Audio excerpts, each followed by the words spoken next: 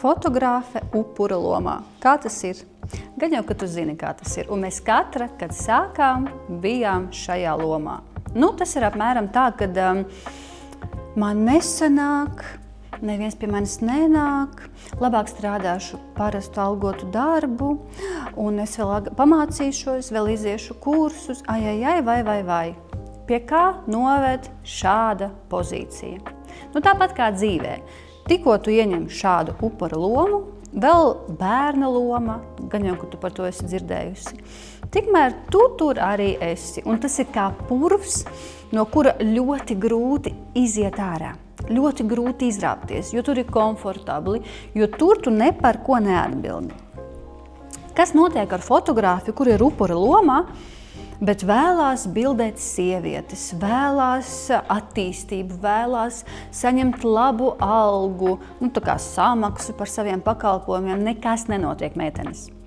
Vienkārši izmetam ārā no dzīves šo upura lomu un esam pieaugušas sievietes. Kā tu domā, ja tu esi šajā upura lomā, vai pie tevis nāks sieviete, lai saņemtu iedvesmu, lai iedrošinātos, lai atļautos, lai iepazītu sevi, lai iemīlētu sevi? Nē, šīs ir divas dažādas sievietes. Upuris un sieviete, kuri meklē iedvesmu, kuri meklē sevi, iespēju iemīlēt sevi, nu viņas nesatiekās, tur nekas nebūs. Tāpēc tev pašai jākļūst par pieaugušu sievieti, kura zina, ko viņa vēlās, kura mīl sevi, kura uzņemās atbildību. Un tikai tad pie tevis nāks sievietes pēc iedvesmes, tikai tad sievietes gribēs būt ar tevi.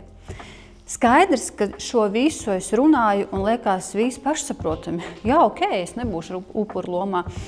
Vai pat varbūt tu pat domā, es neesmu upura lomā, man vienkārši nesanāk. Man vienkārši ir darbs, kuru es nevaru pamest. Ko es tev varu pateikt? Meklē sievietes sev apkārt, kuras nav šajā upura lomā. Meklē sievietes, kurām tu redzi to enerģiju, to draivu, to mīlestību pret dzīvi un komunicē ar viņām. Pat, ja tu viņas nepazīsti, ko es iesaku darīt, vēro viņas Instagramā un reaģē, raksti komentārus, raksti komplimentus, laiko viņas storijus, ja viņai ir kaut kādi pasākumi, meistarklases, kursi, es nezinu, workshop, vienalga kas, retrīti, piedalies tajos, izraus sevi ārā, centies būt ar tām sievietēm, kuras mīl dzīvi, kuras rada savu dzīvi, kuras izvēlās un dara. Tad tu redzēsi, tu pat būdama blakus šīm sievietēm nevarēsi pateikt, es nezinu, man nesanāk, man nav laika. Tev būs kauns pateikt kaut ko tādu, jo tu redzēsi, ka principā viss var sanākt, ja tu pasaki, jā, viss ir manās rokās, jā. Jo pieredze rāda to, ka ja tu paliec tai upura lomā, ja tu žēlo sevi, ja tu meklē attaisnojumus, tu nevirzies uz priekšu, ja tu virzies caur baigo pretestību, un es domāju, ka ne tev, ne man, nevienam nepatīk šī pretestība.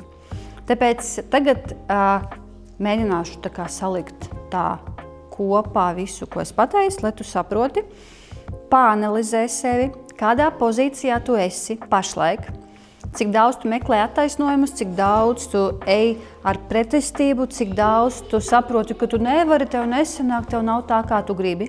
Ja viss šis eksistē tavā dzīvē, tad tu esi upura lomā vai tā bērna lomā. Mums tas neder. Es ceru, ka tev arī, ne tikai man. Tad tu meklē sievietes sev apkārt, kurām ir šis dzīves prieks, šī jauda, šī mīlestība pret dzīvi, un mēģina ar viņām komunicēt. Vienalga klātienē, online, Instagrams, projekti, pasākumi. Tu mēģini būt šo sieviešu laukā. Tas ir tas, kas tev obligāti ir jāizdara. Un tad tu vērosi sevi, savu stāvokli, kā tu jūties blakus šīm sievietēm. Ja tu to visu izdari un tu redzi rezultātu vai vismaz izmaiņas savā pašsajūtā, komunicējot ar šīm sievietēm, uzraksti man. Es būšu tev pateicīga, jo es redzēšu, ka tu ne tikai noklausījies, bet arī kaut ko izdarīji. Un kā tu jau zini, jo vairāk tu dari, jo vairāk tev sanāk. Jeb izmaiņas notiek tikai darot. Man prieks, ka tu skaties šos video. Man prieks, ka tu paplašini savu apziņu un ļauj sev dzirdēt jaunas lietas vai vismaz skaties uz lietām savādāk.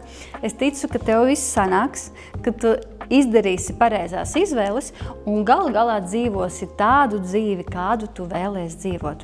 Tiekamies nākamajos video vai nu arī manā Instagram katru dienu, jo tur es esmu daudz biežāk.